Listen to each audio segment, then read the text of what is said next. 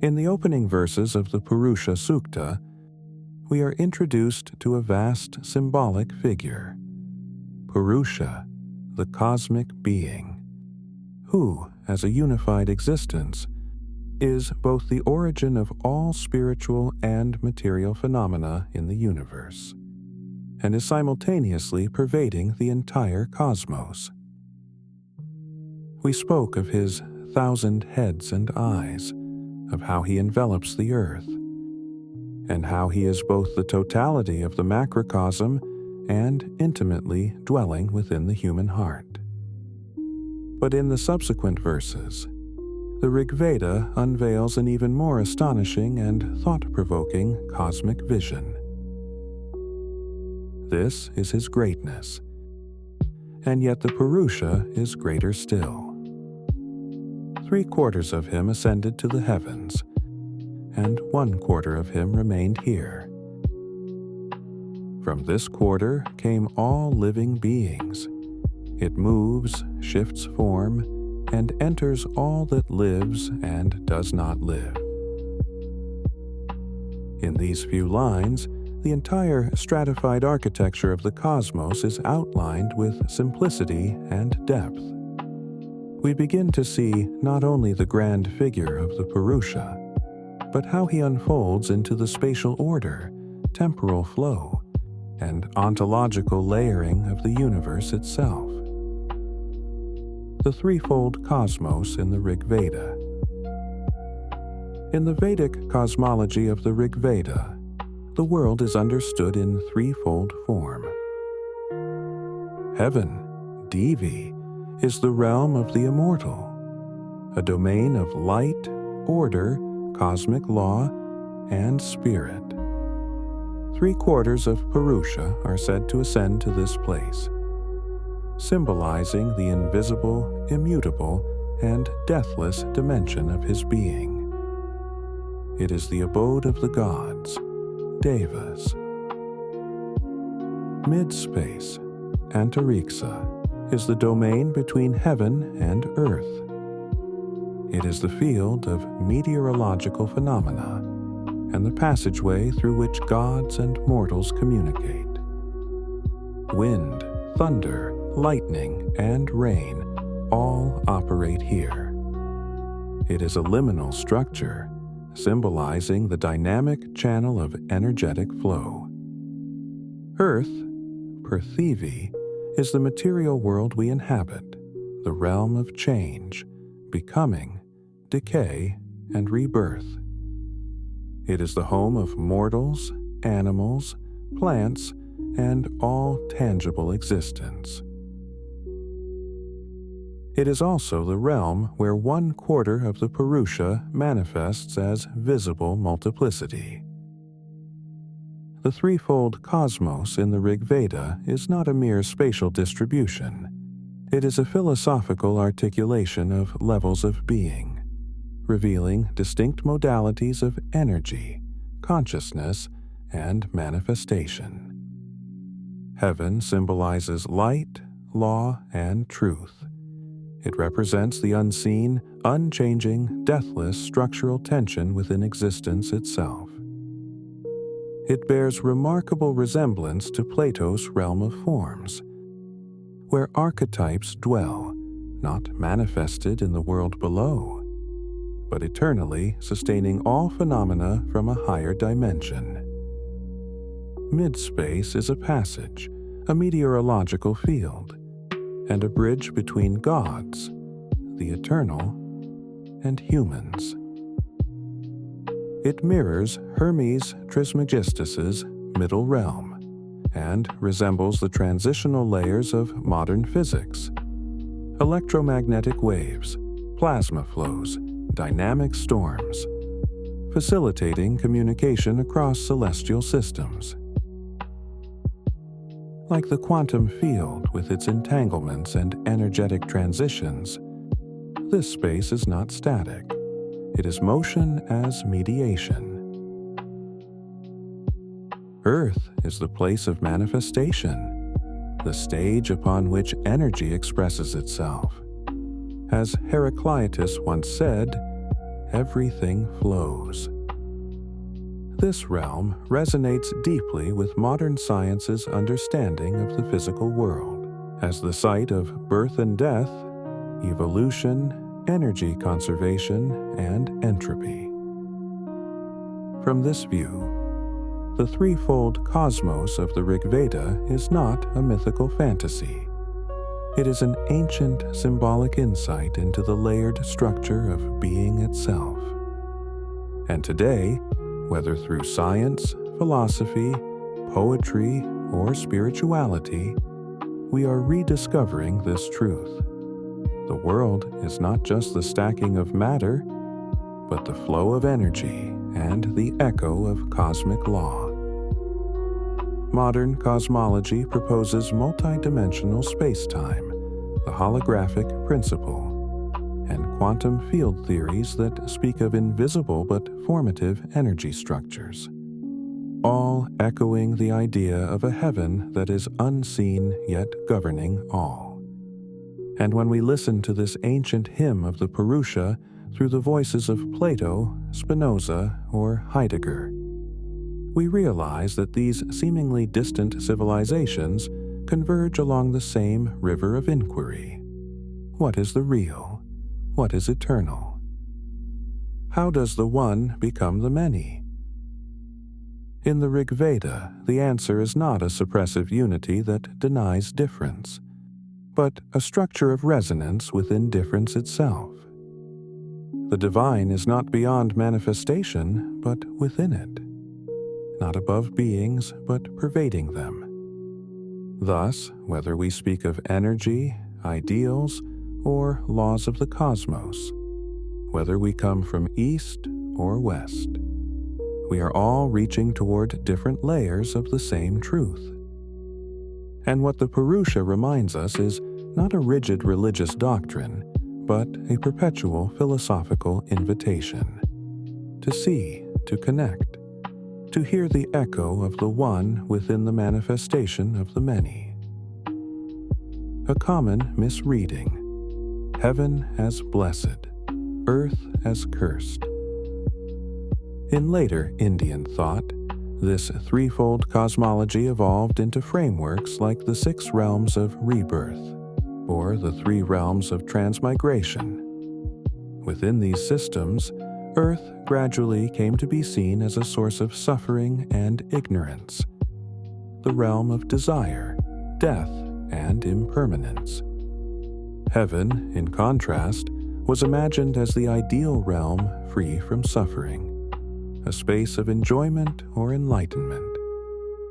And thus, liberation, moksha, was interpreted as a getaway from Earth, the transcendence of rebirth, the entrance into timelessness. While these interpretations carry philosophical depth, they tend to obscure the original tone and openness of the Rigvedic verses. We easily fall into a binary: heaven, eternal, good, earth, change, bad. This dualism breeds rejection of the world, denial of the worldly experiences, and devaluation of life's changing rhythms. But if we return to the original context of the Purusha Sukta, we discover something radically different. The quarter of the Purusha that remains on earth is not presented as a fall or a curse, but as a sacred unfolding. 1/4 of him remained here, changing forms again and again, entering all living and non-living creation. There is no note of sorrow, no lament. The tone is celebratory of life blossoming, of multiplicity unfolding, of existence flowing. In other words, the manifestation of Earth is not an accident, but a gift. The unfolding of diversity is not a distraction, but an expression. The flowing forms is not a source of suffering, but the eternal dance of Purusha. Earth as grace, the gods serve the world. In the Rigveda, the gods are never portrayed as detached spectators. Their functions and significance almost always point toward the preservation and harmonization of terrestrial order. Indra shatters the clouds and brings rain to the earth. Agni ignites the sacred fire, a symbol not only of ritual, but of the spark of human civilization and intelligence. Varuna upholds the cosmic order, Rita, and moral law, Dharma. Surya, the sun, shines upon the earth, sustaining the cycles of day and night. These deities are never self-contained beings reveling in celestial pleasure. They exist not to escape, but to respond to the cycles of life, transformation, and relational tension unfolding on earth. Thus we may say, the gods of heaven exist for the sake of life on earth. The multiplicity of the earth is the stage upon which Purusha manifests himself. This offers a radically different understanding of the sacred. The sacred is not suspended in some unreachable beyond, but is present in the sprouting of grain, in the fall of rain, in the glimmer of stars, and in every call and response between one and another. A deep resonance with modern science. This ancient cosmology finds a striking echo in the discoveries of modern science. In ecology, life is never solitary. It depends on intricate systems of cooperation and regulation. Water cycles, atmospheric regulation, photosynthesis, carbon exchange, symbiotic relations across species. All these mirror the roles of the Vedic gods, not transcendent overseers, but immanent forces woven into the structure of right now. In Earth system science, we are astonished to learn that the planet itself functions as a self-regulating organism. The ocean and atmosphere interact to maintain climatic balance. Temperatures remain within a range that sustains life. Plants and microbes help regulate oxygen and carbon in the air. Even subtle human activities feed back into global ecological processes. Is this not a modern rearticulation of the Vedic insight? The divine is not outside the earth, it is within it. The Gaia philosophy views the earth as a single living system. The Rigveda, over 3,000 years ago, intuited a similar truth through the symbolic framework of gods who serve the earth. Earth is not a realm of suffering, but a theater of the sacred. Here, we are offered the chance to overturn a deeply embedded misconception. The earth is not a sea of suffering to be escaped, but a sacred space of spiritual structure, cosmic law, and the elegance of being. It is not a fallen, impure domain in opposition to truth, but the grace-filled expression of the visible quarter of the Purusha. It is where the divine takes form as flowers, rice, thunder, and song. It is here that life flows, meaning is transmitted, and relationship unfolds. We no longer need to search for a pure land beyond this world, but simply realizing the divinity within each of us. It's true, this world is not perfect. There is pain, there are fractures, and much that feels imbalanced or unjust. However, it is through the cracks that light finds its way in. It is in the heartbreak that love, compassion, and courage become undeniably alive. we don't need to wait for a moment of complete purity or flawlessness to perceive the divine.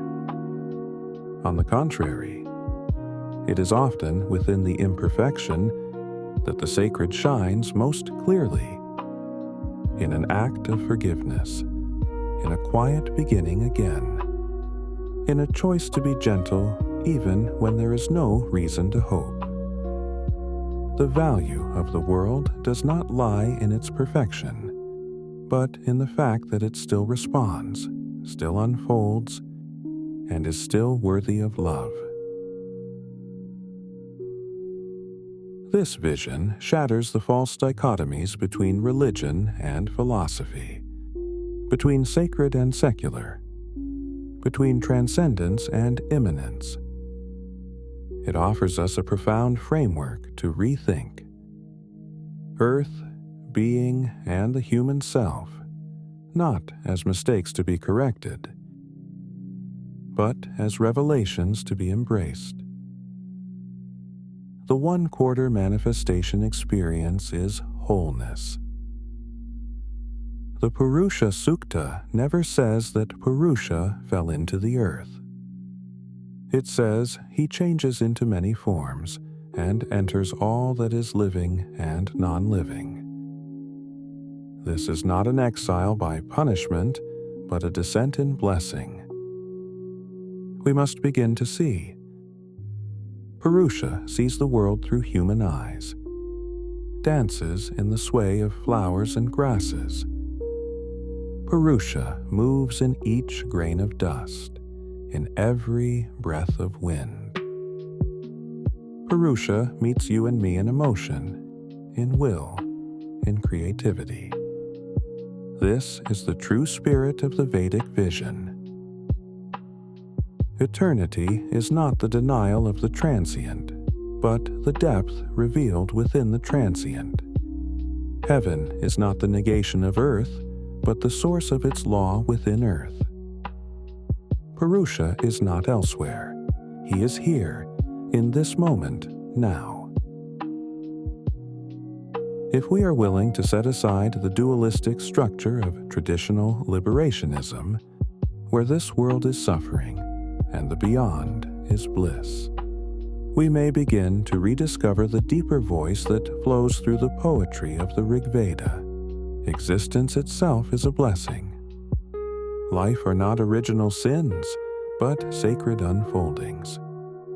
Experience with infinitude is the deepest current of the spiritual. The value of the eternal lies not in escape, but in transparency from this mist. And perhaps, from this understanding, we can offer a single sentence to capture the true spirit of the Purusha Sukta. Purusha is not in the heavens, not after death, not on the far shore, but here, now, in your breath. In the shadows cast by leaves, in every moment you have loved, wondered, and waited. When we begin to see this, we come to realize that the one-quarter of the Purusha manifest on earth is not a lesser part. This manifestation is not calling us to flee life, but to cherish every finite moment as sacred. That we are not victims of the world, but the very channels through which the Purusha experiences himself. This is the original cosmology of the Rigveda, both divine and real, not a heaven to flee toward, but a presence infused into every grain of dust. Can we begin to see life and the universe through a new lens? Can we no longer see Earth as a place of suffering, but as a realm of divinity itself? No longer see change as a burden, but as a flowing rhythm of eternity. No longer see emotion as a chain, but as a pathway. No longer see the world as an illusion to escape, but as the most intimate presence of the Purusha. If we can, we may come to realize the universe is not a cold machine, nor a prison to endure. It is the heartbeat of Purusha, the symphony of being unfolding. Every experience, every breath, every relationship is the Great One, the Purusha, entering the world to experience himself through us. And we finally understand liberation is not departure, but illumination, this graceful truth from within.